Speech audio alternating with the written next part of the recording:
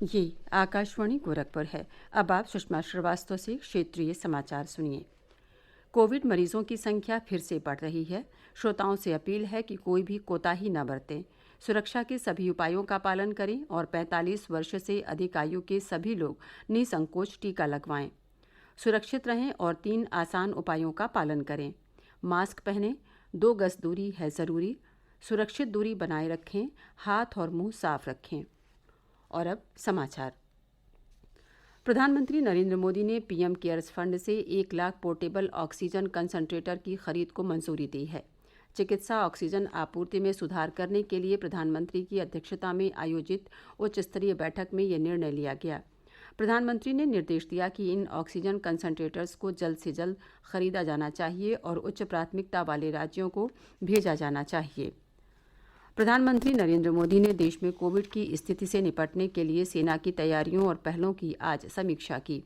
प्रधानमंत्री और सेना अध्यक्ष एमएम नरवणे ने कोविड प्रबंधन में मदद के लिए सेना के विभिन्न पहलों और उपायों पर विचार विमर्श किया।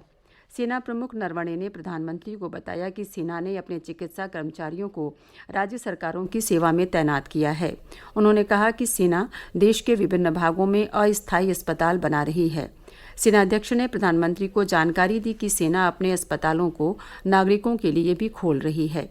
उन्होंने कहा कि सेना उन स्थानों पर आयातित ऑक्सीजन टैंकरों और वाहनों के लिए जनशक्ति के साथ मदद कर रही है, जहां उनके प्रबंधन के लिए विशेष कौशल की आवश्यकता है। केंद्र सरकार ने देश में कोविड महामारी की स्थिति के कारण बढ़ती मांग के बीच महत्वपूर्ण चिकित्सा उपकरणों के आयात की प्रक्रिया तेज कर दी है। केंद्र सरकार ने कोविड मरीजों को राहत देने के लिए आयातकों को आवश्यक 17 चिकित्सा उपकरणों के आयात की अनुमति दे दी है। देश में अब तक 15 करोड़ से अधिक कोविड टीके लगाए गए हैं। कल 21 लाख से अधिक कोविड टीके लगाए गए। पिछले 24 घंटे में 2,69,000 से अधिक कोविड रोगी ठीक हुए। स्वास्थ्य मंत्रालय के अधिकारी ने बताया कि पिछले 24 घंटे के दौरान रिकॉर्ड 3,79,000 से अधिक लोगों में संक्रमण की पुष्टि हुई। इसके साथ ही संक्रमित लोगों की संख्या 1,83,00,000 से अधिक हो गई। अब तक 1.5 करोड़ से अधिक मरीज ठीक हो चुके हैं। स्वस्थ होने की दर 82.10% है।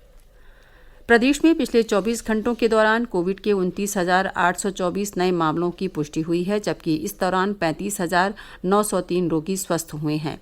पिछले कुछ हफ्तों के दौरान प्रदेश में स्वस्थ होने वालों की संख्या संक्रमित होने वाले लोगों से अधिक है।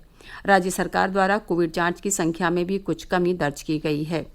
पहले रोजाना 2 लाख कोविड जांच की जाती थी, लेकिन अब ये संख्या 1,80,000 पर आ गई है।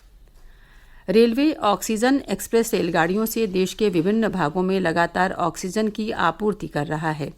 रेल मंत्री पीयूष गोयल ने बताया कि 6ठी ऑक्सीजन एक्सप्रेस रेलगाड़ी बोकारो से तरल ऑक्सीजन लेकर लखनऊ के लिए रवाना हो गई है। इससे उत्तर प्रदेश में ऑक्सीजन की उपलब्धता बढ़ेगी। प्रदेश में आज पंचायत चुनाव के चौथे और अंतिम चरण का मतदान अब से थोड़ी देर पहले शांतिपूर्ण रूप से संपन्न हो गया। मतदान सुबह 7 बजे शुरू हो गया था।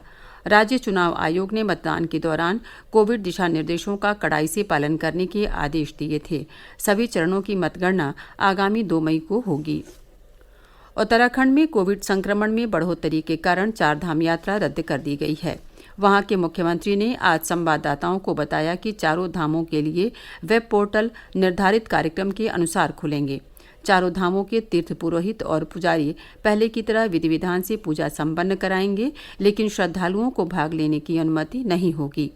गंगोत्री, यमुनोत्री, केदारनाथ और बद्रीनाथ के पोर्टल अगले महीने खुलेंगे। मशहूर कवि डॉक्टर कुंवर बेचैन का आज निधन हो गया। वे दिल्ली के लक्ष्मीनगर के सूर्या अस्पताल में भर्ती थे। हालत में सुधार नहीं होने पर डॉक्टर कुंवर बेचैन को आनंद विहार स्थित कॉस्मोस अस्पताल में शिफ्ट किया गया, जहां उनका निधन हो गया। कुंवर बेचैन ने बड़े बड़े कवियों के साथ लाल किले के राष्ट्रीय कवि सम्मेलन और अन्य बड़े मंचों से अपनी कविताएं प्रस्तुत की थीं। आकाशवाणी की ओर से कवि कुंवर बेचैन को भावभीनी श्रद्धांजलि। इसके साथ ही क्षेत्रीय समाचारों का ये बुलेटिन समाप्त हुआ। नमस्कार।